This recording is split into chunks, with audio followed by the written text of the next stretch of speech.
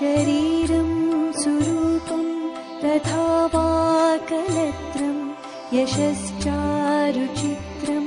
धनं मेरुतुल्यं मनश्चेन लग्नं गुरुरङ्घ्रिपद्मे तत किं तत किं तत किं तत किम्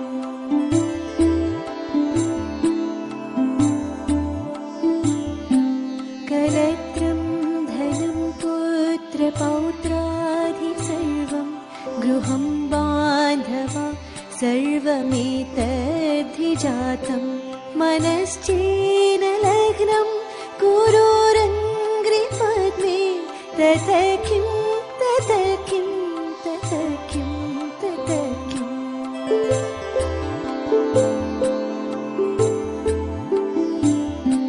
षडङ्गादिवेदो मुखे शास्त्रविद्या कवित्वादिगद्यं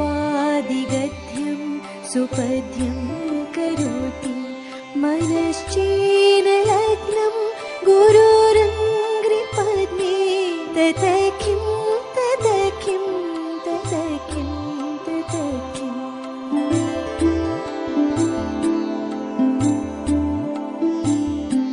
विदेशेषु मान्य स्वदेशेषु धन्य सदाचारवृत्तेषु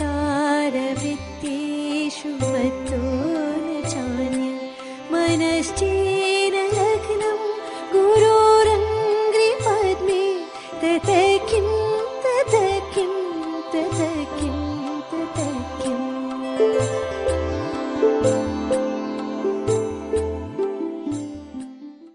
ओम शांति। आत्म जागृति का, आत्म क्रांति का आज का 10वां दिन। हर दिन चेतना आंदोलित हो जाए नए विचारों से, नई साधना से, नई तपस्या से। हर दिन वो हो जो आज तक नहीं हुआ। बोध जागृत हो जाए। ज्ञान नहीं केवल लर्निंग हो। ज्ञान तो बहुत है। अव्यक्तवाणी 7 मार्च 93। संपूर्ण पवित्रता की परिभाषा बहुत श्रेष्ठ है और सहज भी है। जो संपूर्ण होता है हमेशा ही सहज होता है। कठिन क्या होता है? जो अपूर्ण है। संपूर्ण पवित्रता का अर्थ ही है स्वप्न मात्र भी अपवित्रता मन और बुद्धि को टच नहीं करे। इसी को कहा जाता है क्या? संपूर्ण पवित्रता का अर्थ ही है स्वप्न मात्र भी अपवित्रता मन बुद्धि को टच न करे। इसी को कहा जाता है, इसी को कहा जाता है नरेश भाई ब्रह्मचर्य। इसी को कहा जाता है विठल भाई ब्रह्मचारी। इसी को कहा जाता है रविनेश भाई अनटच प्यूरिटी। इसी को कहा जाता है देवेंद्र भाई। इसी को कहा जाता है आशीष भाई अंतिम पुरुषार्थ। इसी को कहा जाता है कमलेश भाई मंजू बहन कर्माती स्थिति संपूर्णता। इसी को कहा जाता है सुखदेव भाई भाव समान। इसी को कहा जाता है सच्चे वैष्णव। चाहे अभी नंबरवार पुरुषार्थी हो, लेकिन पुरुषार्थ का लक्ष्य संपूर्ण पवित्रता का ही है और सहज पवित्रता को धारण करने वाली आत्माएं हो। सहज क्यों है? क्योंकि हिम्मत बच्चों की और मदद मदद मदद सर्वशक्तिवान बाप की। इसलिए मुश्किल व असंभव की भी संभव हो गया और नंबरवार हो रहा है। तो होली अर्थात पवित्रता की भी श्रेष्ठ स्थिति का अनुभव आप ब्राह्मण आत्माओं को है। सहज लगती है या मुश्किल लगती है? संपूर्ण पवित्रता मुश्किल है या सहज है? कभी मुश्किल कभी सहज। संपूर्ण बनना ही है, ये लक्ष्य है ना। लक्ष्य तो हाईएस्ट है कि लक्ष्य ही ढीला है कि कोई बात नहीं सब चलता है। नहीं, यह तो नहीं सोचते हो थोड़ा बहुत तो होता ही है। ये तो नहीं सोचते थोड़ा तो चलता ही है, चला लो। किसको क्या पता पड़ता है? देखता थोड़ी है कोई मनसा को तो देखता ही नहीं है, कर्म में तो आते ही नहीं ना। लेकिन अब इसको लिख के रखो, लेकिन मनसा के वाइब्रेशन भी छिप नहीं सकते। मनसा के वाइब्रेशंस भी छिप नहीं सकते। बाप को पता हर पत्ते का है। बाप के पास हर धड़कन का चित्र है। बाप के पास खाता हर कर्म का है। बाप के पास चार्ट हर संकल्प का है। 3 महावाक्य थे ना, अभी अभी मुरली चली थी। थोड़ा तो चलता ही है, चला लो, किसको क्या पता पड़ता है। कोई मनसा तो देखता ही नहीं, कर्म में तो आते ही नहीं ना, लेकिन मनसा के वाइब्रेशन भी छिप नहीं सकते।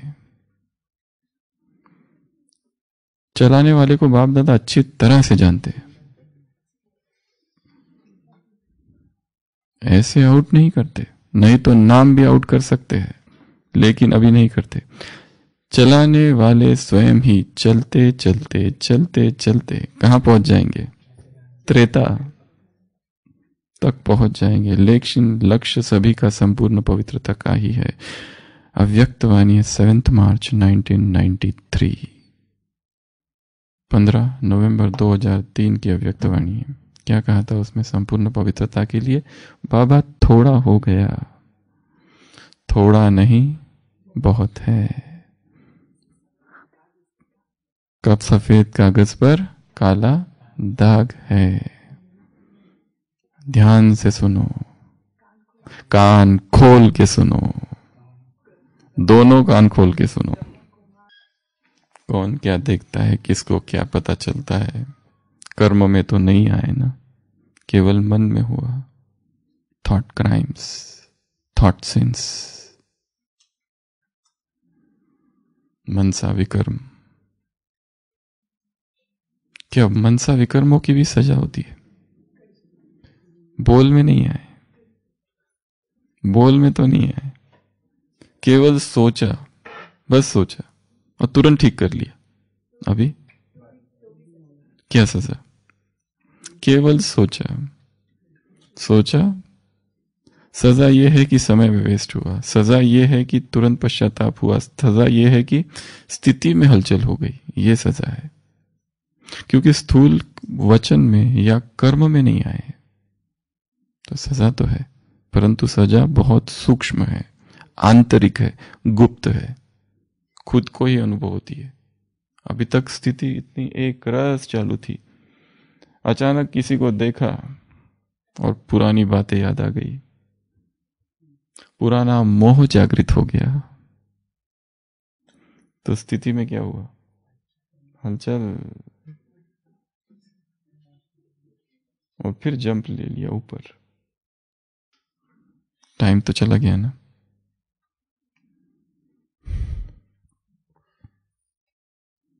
पुरुषार्थ को एक रस रखना, पवित्रता को एक रस रखना, ये किसी 21 दिन की भट्टी का के लिए नहीं है, केवल सदा के लिए है। मुरली चली थी अभी अभी पवित्रता पर, क्या था उसमें? पवित्रता तुम्हारी कैसी हो? विधिपूर्वक। पवित्रता तुम्हारी कैसी हो? निरंतर। पवित्रता तुम्हारी कैसी हो? स्वतः। पवित्रता तुम्हारी कैसी हो? स्वाभाविक। पवित्रता कैसी हो? सहज। पवित्रता कैसी हो? अखंड। पवित्रता कैसी हो? यथार्थ। पवित्रता कैसी हो? वृत्ति, वाणी, वाइब्रेशंस में। ये सारी चीजें पवित्रता में हो। एक दिन की बात नहीं है, 2 दिन की बात नहीं है, थोड़ा सा कर लिया और फिर छोड़ दिया और फिर कर दिया, फिर छोड़ दिया, फिर इधर उधर। एक रस, एक ही पुरुषार्थ लंबे समय तक करते रहना, यही पुरुषार्थ है। एक ही पुरुषार्थ। जैसे एक मकड़ी को इतनी भूख लग गई, उसने सोचा कि जाली बनाती हूं, कोई ना कोई तो फंस जाएगा। सुबह सुबह का नाश्ता, तो कोने में गई और जाली बनाने लगी, पर देखा एक बिल्ली बाहर है और हंस रही है।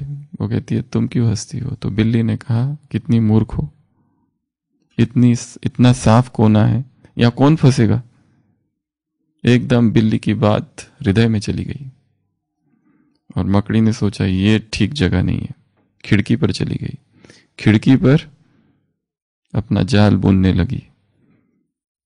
चिड़िया आई, कहने लगी ये क्या कर रही हो? मूर्खतापूर्वक पूर्ण काम। हवाएं आती रहती है खिड़की में, तो कभी भी जाला तुम्हारा तो गिर जाएगा। एकदम टच हो गया हृदय। She is right. मुझे क्यों नहीं समझा ये? हवा तो कभी भी आ जाएगी, खिड़की पर थोड़ी ना जाल बनाना पड़ता है। छोड़ दिया, चली गई।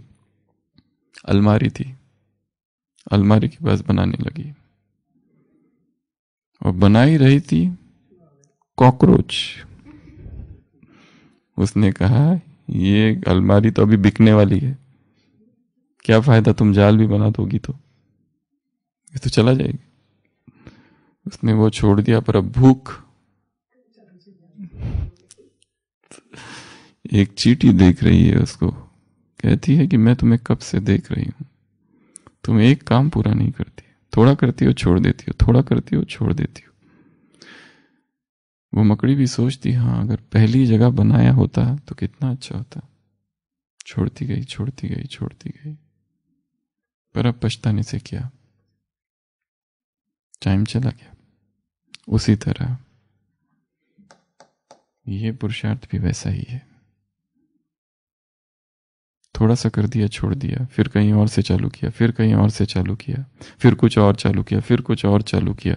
एक ही चालू रखना निरंतर।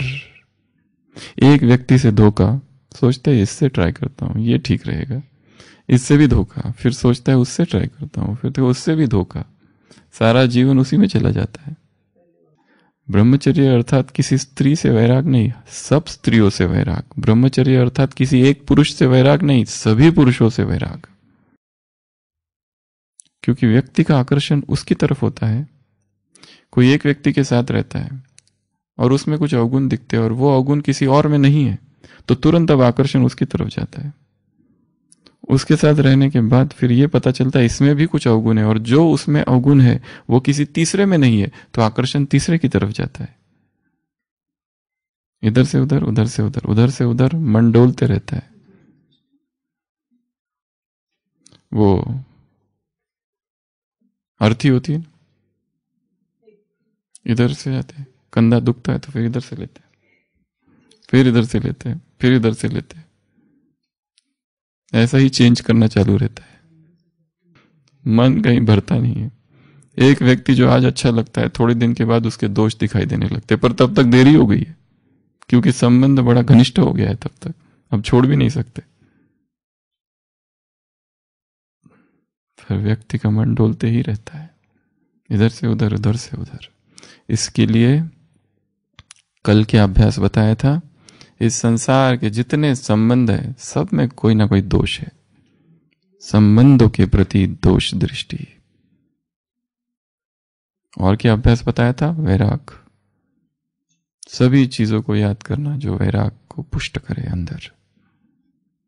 आज 4 प्रकार का अभ्यास करेंगे। ब्रह्मचर्य की साधना में 4 मार्ग है।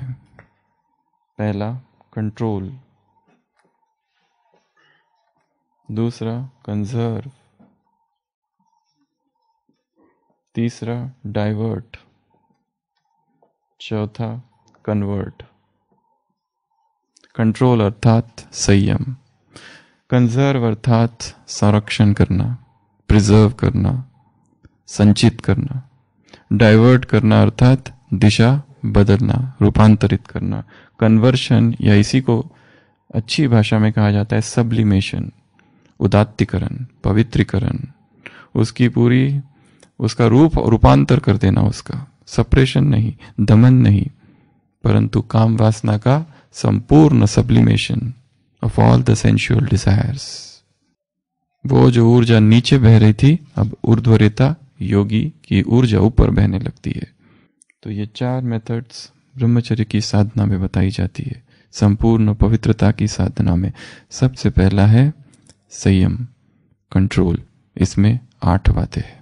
इन 8 बातों का सभी धर्म ग्रंथों में अच्छे से इसका वर्णन है, कईयों ने पढ़ी भी होगी, परंतु क्योंकि ये भट्टी ब्रह्मचर्य की है इसलिए वो बातें फिर से यहां रिवाइज कर रहे हैं।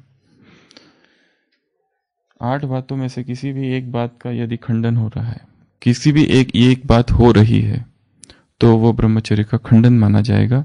किसी भी स्थान में, प्लेस, किसी भी समय पर और किसी भी परिस्थिति में इनमें से कुछ भी नहीं होना चाहिए। अगर कुछ भी होता है किसी भी स्थान पर, किसी भी परिस्थिति में और किसी भी समय, तो उसे ब्रह्मचर्य से गिर जाना कहा जाएगा, ब्रह्मचर्य का खंडन कहा जाएगा।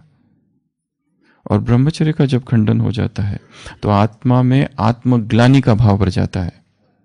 और इतनी गहरी आत्मग्लानि होती है वो कि जिसने प्यूरिटी की इतनी हजारों बातें सुनी है, रोज की मुरली में एक ही बात, एक ही बात, एक ही बात, और ऐसी आत्मा के द्वारा यदि ब्रह्मचर्य की थोड़ा भी उल्लंघन होता है तो वो आत्मग्लानि बहुत ज्यादा होती है। अज्ञानियों में आत्मग्लानि कम होती है, ज्ञानियों में आत्मग्लानि ज्यादा होती है। सबसे पहला दर्शन, देहात्म बुद्धि से देखना, ये स्त्री है, ये पुरुष है, ये हैंडसम, ये सुंदर, आकर्षण, वहीं पे ब्रह्मचर्य खंडित हो गया है, क्योंकि शरीर देख लिया, केवल देखना। If you see with impure vision, you have already committed adultery in your heart. Isa Masih के वाक्य है, यदि तुमने किसी को अपवित्र दृष्टि से देखा, वो देखना ही काम विकार में प्रवेश है। किस भाव से हम देख रहे हैं? इसलिए ब्रह्मचारियों के लिए संसार की फिल्में देखना वर्जना है, क्योंकि वहां कोई इस भाव से तो कोई फिल्म देखने जाता है कि देवियों को देखने जा रहा हूं, ये वही दुर्गा, काली, सरस्वती है जो नृत्य कर रही है। क्या इस भाव से कोई देखता है? ये एडवर्टाइजमेंट जो कुछ दिख रहा है, ये वही देवियां है जिनकी मंदिरों में पूजा हो रही है? ना ही जो काम करने वो अपने आप को खुद ऐसा मानती है। भले कितना भी अच्छा सीरियल हो, कुछ भी हो, परंतु जो काम करने वाले उनका आध्यात्मिक चरित्र क्या है? What is their spiritual calibre? किस लिए काम कर रहे हैं वो? विश्व कल्याण के लिए। महान भावनाएं हैं कि संसार को सिखाना है, वो सब किस लिए कर रहे? उठाने के लिए कि गिराने के लिए? गिराने का काम ही है वो सूक्ष्म में, पर वो शायद भूल चुके हैं। एक फिल्म की अभिनेत्री है जो 80-90 की दशक में बड़ी प्रसिद्ध थी, बहुत सारी फिल्में, और अभी उसके जीवन में ऐसा वैराग है। उसका एक इंटरव्यू है जिसमें वो कहती है कि मैं वो हूं ही नहीं, मैं वो हूं ही नहीं।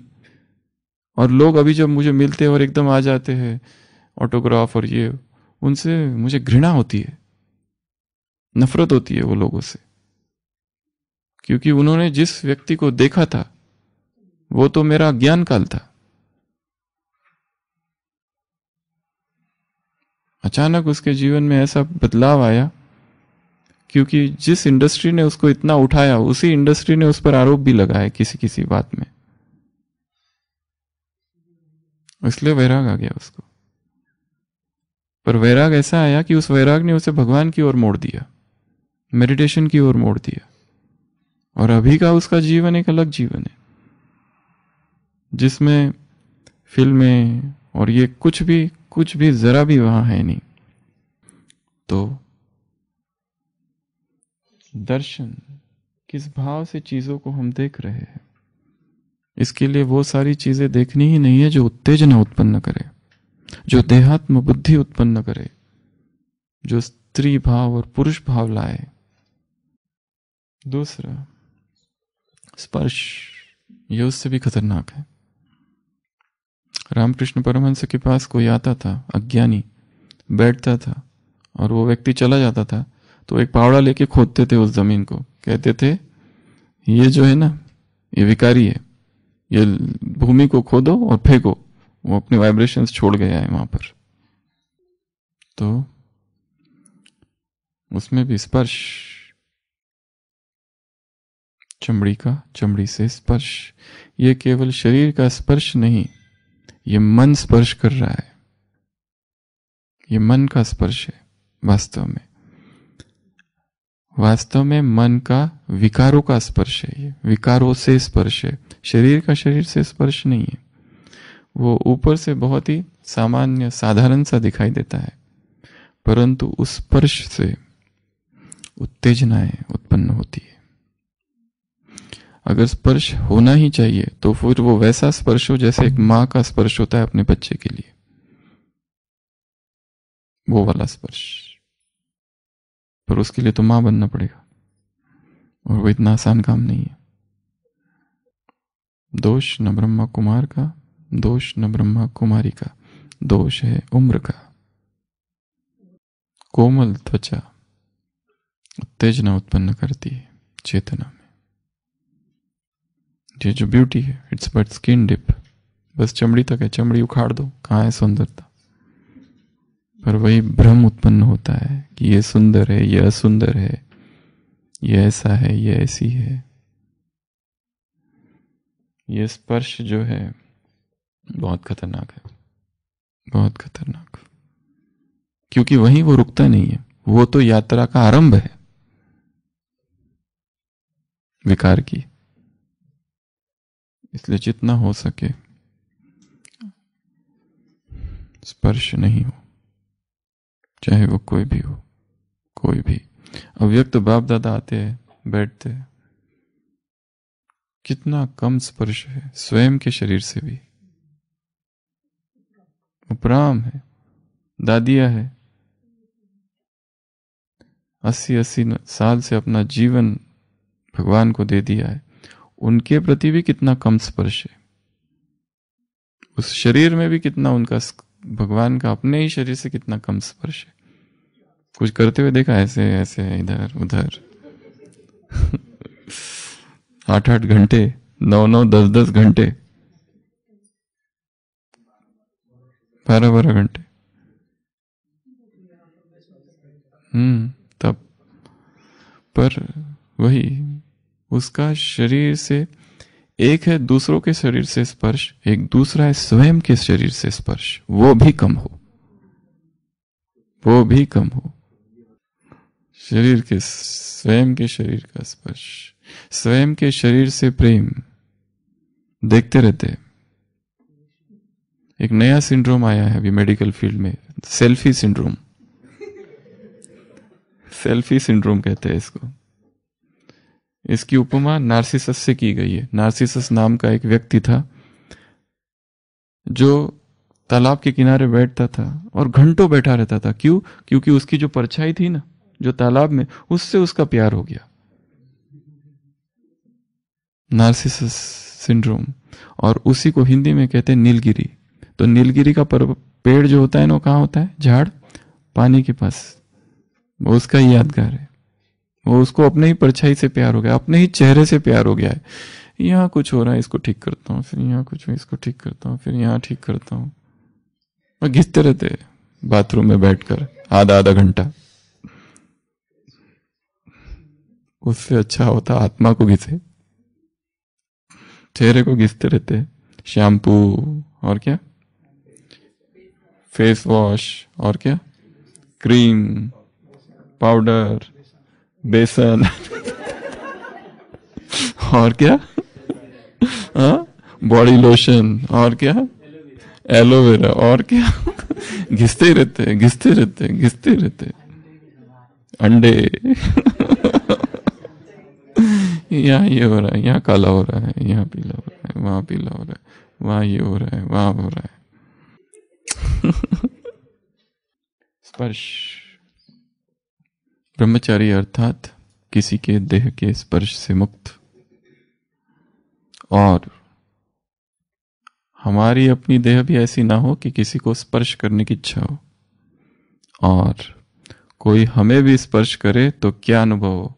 अगर हमें कोई स्पर्श करता है और हमें अच्छा लगता है तो इसको क्या कहेंगे? यह भी ब्रह्मचर्य का खंडन है। हम प्रोत्साहन दे रहे हैं उसको। कोई कहता है तुम्हारे साथ हाथ पकड़ के चलने में बड़ा अच्छा लगता है, तो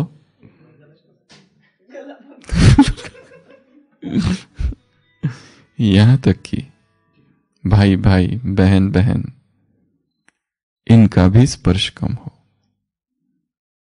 इनका भी स्पर्श कम हो। जरूरी नहीं है गले में हाथ डाल के जाओ घूमने या हाथ पकड़ पकड़ के जाओ, आवश्यकता ही नहीं है।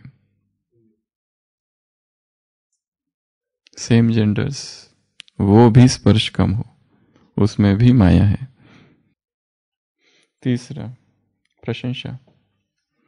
एक ही व्यक्ति की बहुत प्रशंसा करना, ये बहुत अच्छा है,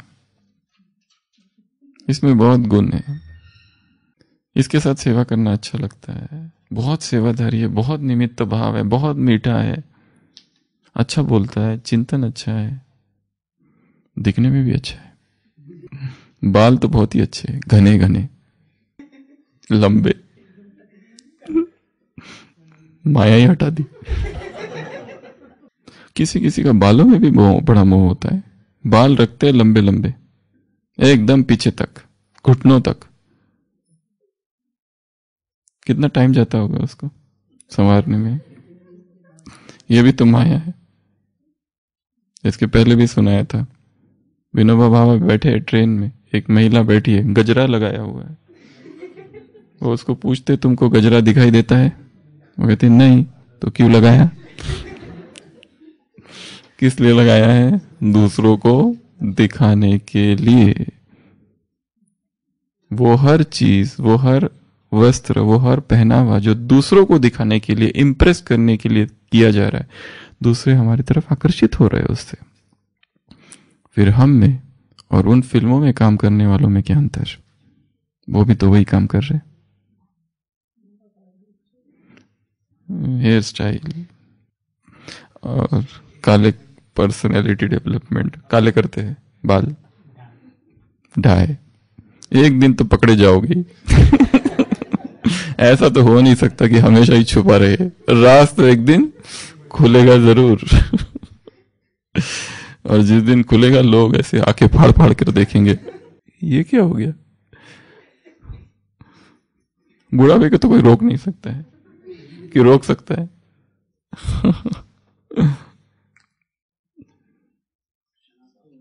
प्रशंसा ठीक है, हाँ, नाखून भी लंबे लंबे, और उसमें नेल पॉलिश, और वही नेल पॉलिश जो बिंदी, मैचिंग, ड्रेस मैच, सब मैचिंग।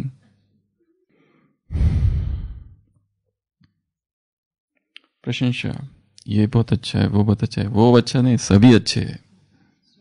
या फिर मित्रों के सामने प्रशंसा करना, या फिर मन ही मन एकांत में बैठ के प्रशंसा करना उस व्यक्ति की। आहा, कितना अच्छा है।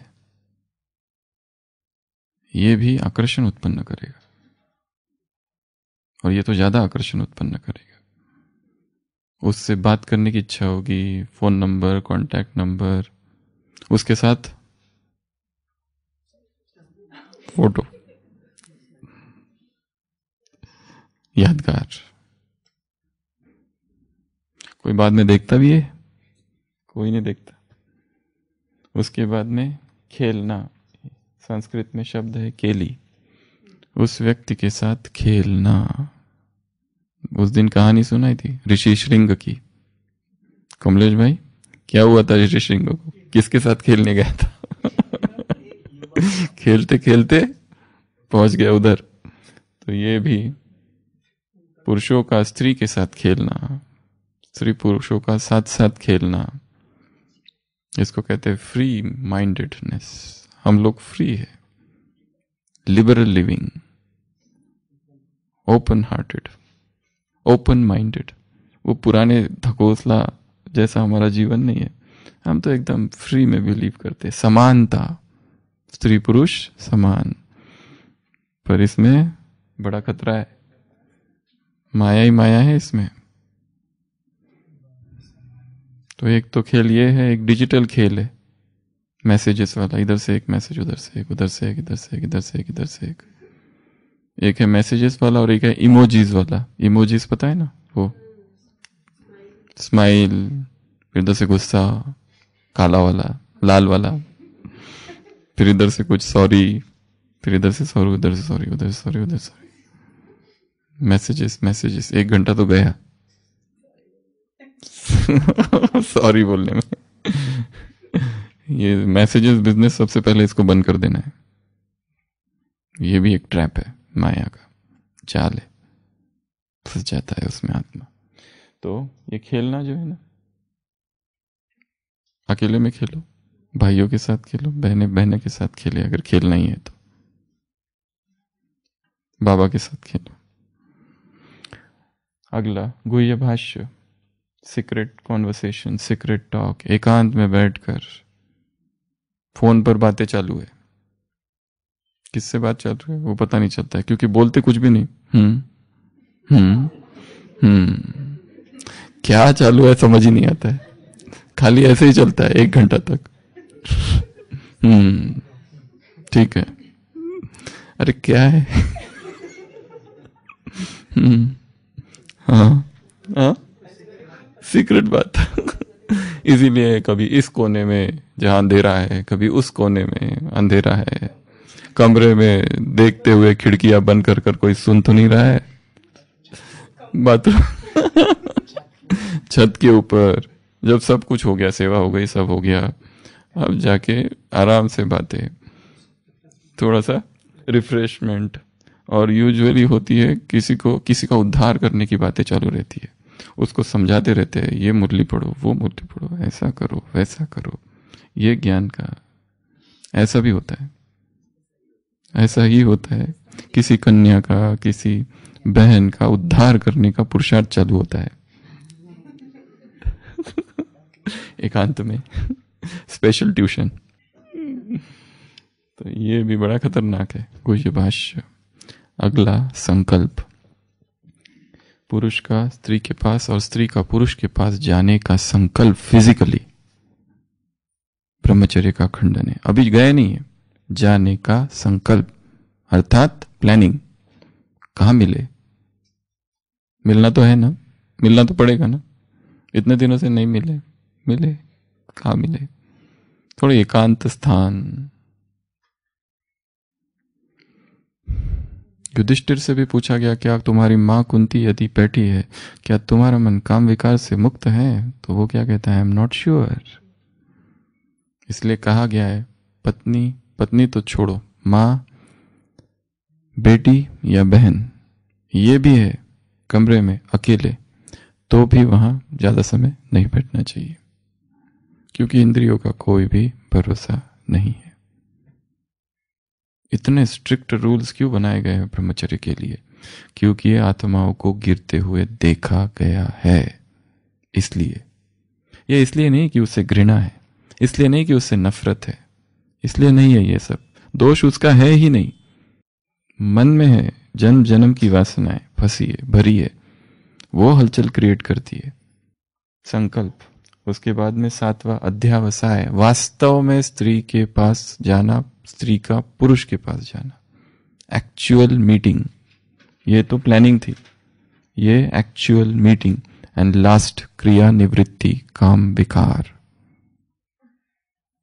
ये 8 बातें हैं, इनमें से कुछ भी एक हो रहा है, कुछ भी एक, केवल दृष्टि से, केवल स्पर्श से, केवल प्रशंसा, एक की ही प्रशंसा की जा रही है, बहुत स्तुति की जा रही है, ये बहुत अच्छा है, बहुत सिंसियर है, ठीक है। बाबा ने तो ये भी कहा है, प्रभावित नहीं होना है किसी से, इसका ही अच्छा है, उसका ही अच्छा है, क्योंकि इसका अच्छा है तो फिर कोई दूसरा खड़ा होगा, उसका अच्छा नहीं है, फिर उससे घृणा, उससे नफरत, उससे घृणा, उससे कुछ तो होगा, तुलना होगी। 8 बंध है, 8 गांठे है, इनमें से तो ये सब कहाँ आता है, कंट्रोल में। दूसरा बताया था कंजर्व, कंजर्व में क्या, संरक्षण करना ऊर्जा का, काम ऊर्जा जो है, इसको हमने फर्स्ट स्टेप में कंट्रोल किया इन 8 बातों से। सेकंड है कंजर्व, कंजर्व में क्या क्या आता है, सबसे पहला डिजिटल डिटॉक्स, इसमें जो छेद है, छिद्र है, उनको भी बुझाने हैं, कि जहां से ऊर्जा बह जा रही है, मुख्य है डिजिटल। दूसरा है संग, किस संग में हम रहते हैं, किस प्रकार के व्यक्ति हमारे दोस्त है। अगर ऐसे व्यक्ति से दोस्ती कर रखी है जिनकी ज्यादा रुचि भोग में है, तपस्या में कम है, मुरलियों में कम है, साधना में कम है, जिनका ज्यादा इंटरेस्ट घूमने फिरने में है, साइट सीइंग में है, इधर जाऊं उधर जाऊं, इसको मिलूं उसको मिलूं, बातों में है, साधनों में है, व्यक्ति इसीलिए देखा गया है अकेले में ज्यादा समय उसको बेचैनी होती है। क्यों? एकांत अगर कहो किसी को, हर एक के बस की बात नहीं है एकांत में 10 दिन किसी को कहो एक कमरे में बिताए। किसी के लिए तो आनंद की अवस्था है, वो इंतजार रहता है कब मिले। हम भी पॉजिटिव आ जाए तो क्वारंटाइन हुई तो आते ही नहीं, क्या करे कभी तो आ जाए ताकि एकांत मिल जाए। परंतु व्यक्ति को एकांत खाता है, क्योंकि एकांत में उसका सामना एक व्यक्ति से होता है, अपने आप से। उसी से तो वो भागता है सारे जीवन भर। हमारी जो दौड़ है, हमारी जो भाग, हम क्यों भाग रहे हैं? अपने आप से डरते हैं हम। इसलिए कोई व्यक्ति एवरेस्ट में चला जाए, उसको वहां बड़ा भय लगता है। चांद पे चला जाए, बहुत भय लगता है, क्योंकि वहां और कोई है नहीं उसके अपने अतिरिक्त, अपने से सामना हो जाता है। इसके लिए वो तुरंत लोगों से मिलता है, तुरंत एकांत में रहना नहीं चाहता है, मौन में नहीं ज्यादा रहना चाहता है। लोगों से मिलता है, फोन करता है, व्हाट्सएप करता है, बातें करता है, कुछ कुछ करता है। लोग रहे तो अच्छा लगता है, सुरक्षा लगता है, क्योंकि अपने आप से वो दूर है। अपने से सामना करना ये बहुत बड़ी बात है। संग कैसा है? और तीसरा है यहां पर भोजन। चित्त शुद्धि के लिए क्या चाहिए? शुद्ध भोजन, नहीं तो ऊर्जा उस छेद से बह जाएगी। चटोरापन जो है ना जबान का, वो काम ऊर्जा को जागृत करता है।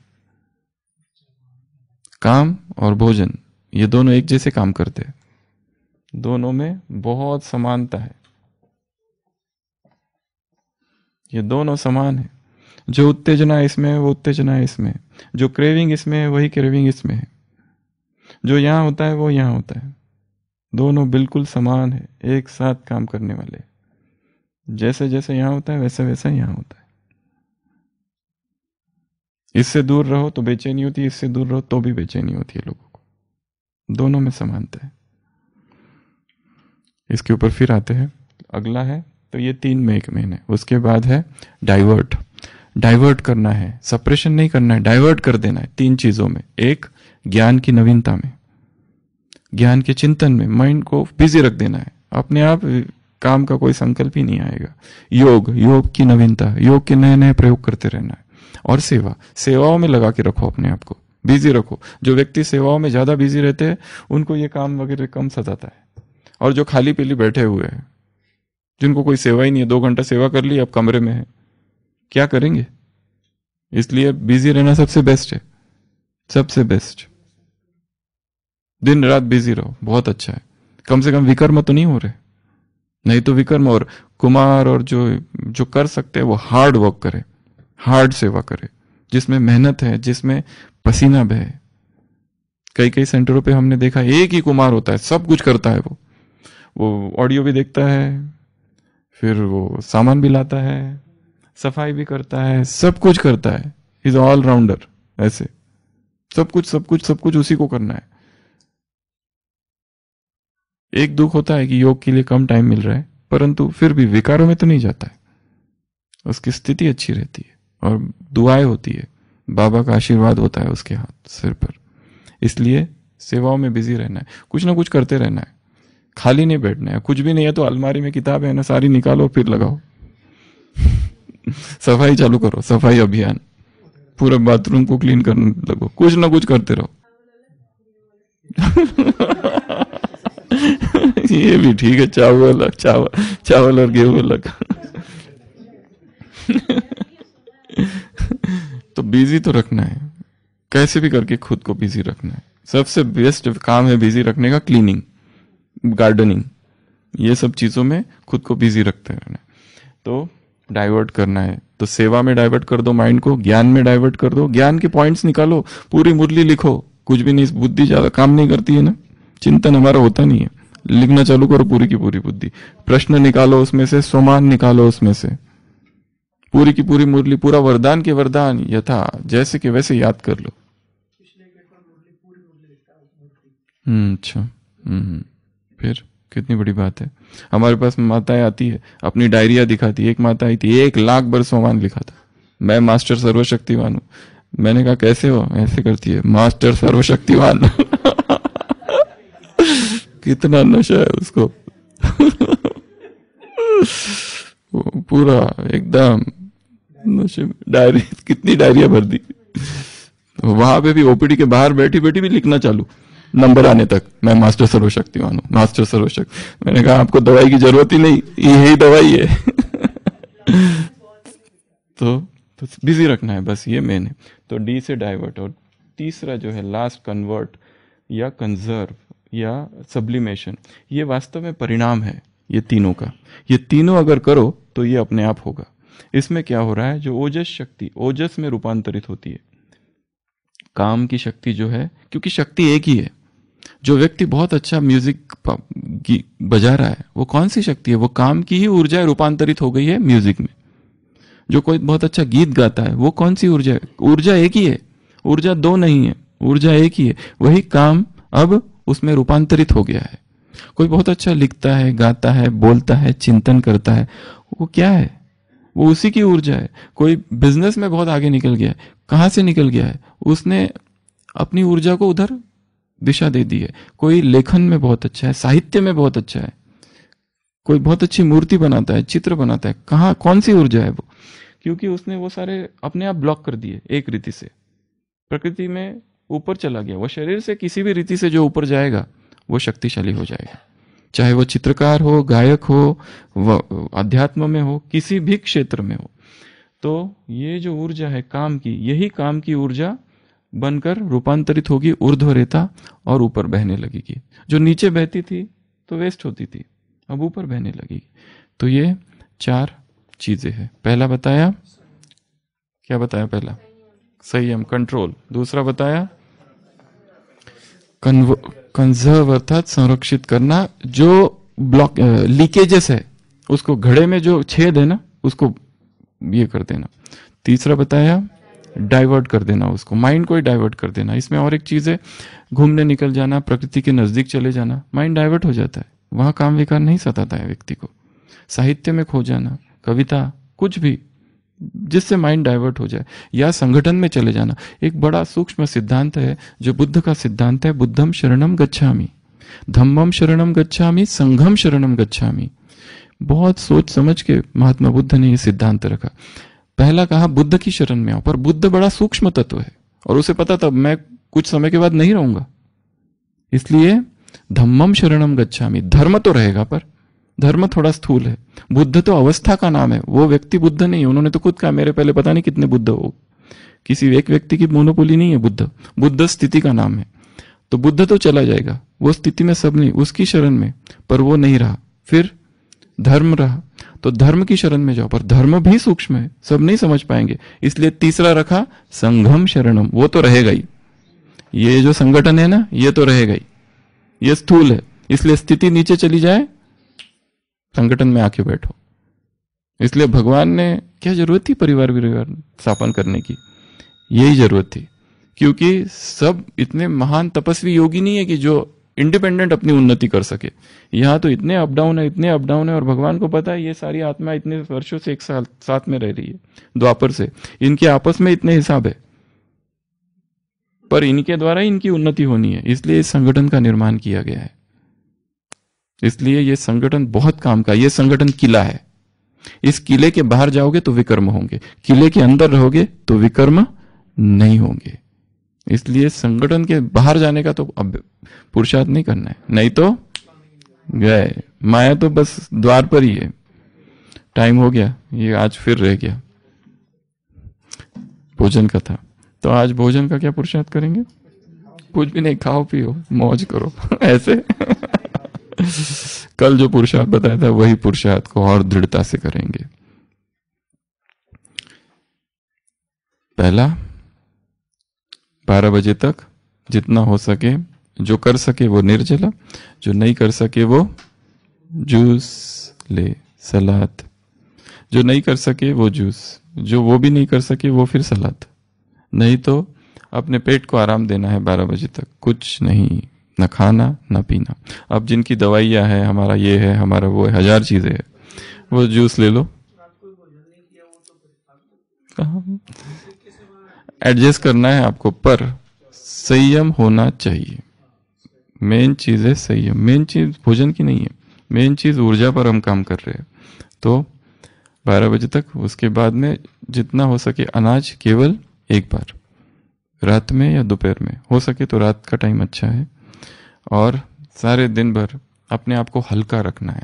इसमें एक नई ऊर्जा प्रकट होगी शरीर में, और ये जो साधना है बहुत सहज हो जाएगी। तो मुख्य आहार जो है हमारा है फल, दूसरा आहार है मेवे अर्थात नट्स, ड्राई फ्रूट्स को सोक करके, वेजिटेबल्स, सलाड्स, ये सारी जो चीज़ है ये प्रकृति प्रदत्त है। जो कुछ प्राकृतिक है, नैसर्गिक है, निसर्ग ने पकाया हुआ है अपने आप, उसको और पका पका के, क्योंकि हमको आदत है इसलिए एक बार ठीक है रात में, पर सारे दिन भर अपने आप को ऊर्जावान रखना है। और एक चीज़, लिक्विडेरियन डाइट जो है वो सबसे टॉप मोस्ट डाइट है, लिक्विड्स वाला। थिक लिक्विड्स भी चलेंगे, सारे लिक्विड्स, क्योंकि हम पेट में बना बनाया डाल रहे, सॉलिड नहीं डाल रहे। सॉलिड जितना कम डालो उतना अच्छा, लिक्विड्स ज़्यादा से ज़्यादा, ज़्यादा से ज़्यादा। हर चीज़ को, सॉलिड जो है उसको लिक्विड कर दो। Juice, smoothies, soup, coconut water, नारियल पानी और गन्ने का जूस, ये बहुत फुलफिलिंग है। पीने के बाद में बहुत भरा भरा सा लगता है, अच्छा लगता है इससे। तो ये जितना लिक्विड फॉर्म में जाए उतना ज़्यादा अच्छा है। सॉलिड वाला एक ही बार का रखो, SFV, सॉलिड फूड वैकेशन, इसको कहते हैं लिक्विडेरियन अप्रोच। और इसमें एक बहुत अच्छा फायदा है, डिहाइड्रेशन नहीं होता है, क्योंकि आप लिक्विड्स ले ही रहे 2-2 घंटे में पी रहे, कुछ ना कुछ, और पेट भरा भरा रहता है और अच्छा भी लगता है। और जो सॉलिड खाने की इच्छा है वो एक बार तो पूरी कर ही रहे ना, एक बार। हाँ, तो वो तो जब तक कितना भी पियो, पेट का, व्यक्ति का पेट नहीं भरता है, उसको लगता है खाना चाहिए कुछ। तो ये जो है ना, ये चबाना चाहिए, च्यूइंग। भूल जाए दांत चबाना। Actually the best diet is liquidarian. पूरा लिक्विडेरियन पर चले जाए तो उसमें एक नई ऊर्जा प्रकट होगी, ऐसी ऊर्जा कि एकदम हिलने लगेगा अंदर से, एकदम अंदर से कुछ कुछ होने लगता है। जैसे आधा घंटा कोई प्राणायाम करता है, एक के बाद एकदम नॉन स्टॉप, और फिर बैठ जाओ, पूरे शरीर में ऐसे अंदर से कुछ आवाज आती है, जैसे कि चक्र जागृत हो रहे हैं, वो जो है ना, वो कुछ कुछ हो रहा है, वैसा होता है। तो लिक्विडेरियन एक बहुत अच्छी अप्रोच है, बहुत अच्छी अप्रोच, और उसमें डिहाइड्रेशन नहीं होता है, त्वचा में बहुत रौनक आती है, वगैरह वगैरह, बहुत सारे फायदे। पर हम उन फायदों के लिए नहीं कर रहे, नहीं तो कई करेंगे मेरा तो ऐसा हुआ ही नहीं, मेरे तो बाल और ही ज्यादा सफेद हो रहे, अरे बाबा एक और ही काला हो गया, लोग तो कहते क्या हो गया, कैंसर जैसे दिखते हो, कमजोर दिखते हो, हजारों चीजें कहते हैं, करने गए थे कुछ स्मार्ट बनने और बन गए कुछ और। तो वो कोई स्वार्थ भाव से नहीं करना, हम स्थिति के लिए कर रहे हैं, तपस्या के लिए कर रहे हैं। जितना हो सके सॉलिड कम, एक बार सॉलिड रखो, सारे दिन भर जितना हो सके लिक्विड्स लिक्विड्स लिक्विड्स लिक्विड्स। वैसे कुछ भी चीज को गर्म करो मृत हो जाती है, पानी भी जरूरत नहीं है। हाँ, पर अब जिनको ठीक है उससे तो ठीक है, ठंडी गर्मी से कोई लेना देना नहीं है, जो है जैसा है उसको वैसे ही स्वीकार करना, ये सबसे बेस्ट चीज है। हाँ, फिर हाइजीन की दृष्टि से कलयुग ऐसा है, ये है वो है, अगर ले सकते तो कोई मना ही नहीं है, अगर उसकी आदत है तो। बट जितना हो सके नेचुरल, प्राकृतिक जैसा है वैसा ही लेने का अभ्यास करना है, हर चीज को उसी रूप में। उसको गला घोट के, पंख काट के, वो रहते ना पंख मिलते हैं ना टमाटर के सब्जियों में, टुकड़े टुकड़े टुकड़े टुकड़े टुकड़े। तो लिक्विड्स लिक्विड्स लिक्विड्स अधिक से अधिक और अच्छी क्वांटिटी में लो, 750 ml।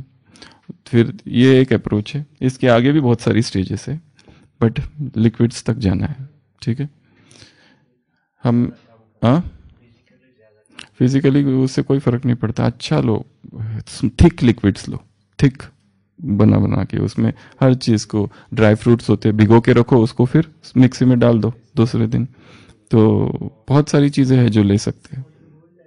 हाँ, नहीं, पर बहुत हल्कापन जो अनुभव होगा उसका कोई कंपैरिजन ही नहीं है। जो हल्कापन आएगा पेट में, वो उसका तो कोई कुछ ये ही नहीं है। सेल्फ कॉन्फिडेंस बढ़ेगा, आत्मविश्वास बढ़ेगा, शक्ति बढ़ेगी, एक बार हम लिक्विड डाइट पर थे 74 डेज। आम का सीजन, आम से चालू किया था। आम का सीजन सबसे अच्छा है चालू करने के लिए, क्योंकि बहुत भरा भरा सा लगता है, कोई ऐसा लगता ही नहीं कुछ मिस किया। आम ही खाते रहे दिन भर। मोनो डाइट कहते हैं उसको, वो भी बहुत अच्छा है। पर ये बहुत अच्छा अप्रोच है। पर ये जो है ना, ये जो तोड़ने की इच्छा नहीं होती है, पर जबरदस्ती टूट जाता है किसी कारण से, तो फिर स्थिति डाउन आ जाती है। सोचते हैं फिर वही अच्छा था। तो अभ्यास करते रहना है, हर एक को अपने अपने तरीके से अभ्यास करना है। इसने ऐसा किया इसलिए मैं करूँ, इसलिए नहीं, इसको देख के मैं करूँ, ये नहीं। हर एक को अपनी दिनचर्या के अनुसार, अपने शरीर के अनुसार, अपनी प्रकृति के अनुसार देखते हुए, सब कुछ देखते हुए, और सीजनल, ओरिजिनल, नेचुरल जो भी अवेलेबल है फ्रूट्स, उस हिसाब से। पर हो सके जितना उसको जूस बना दो उसका। ओम शांति।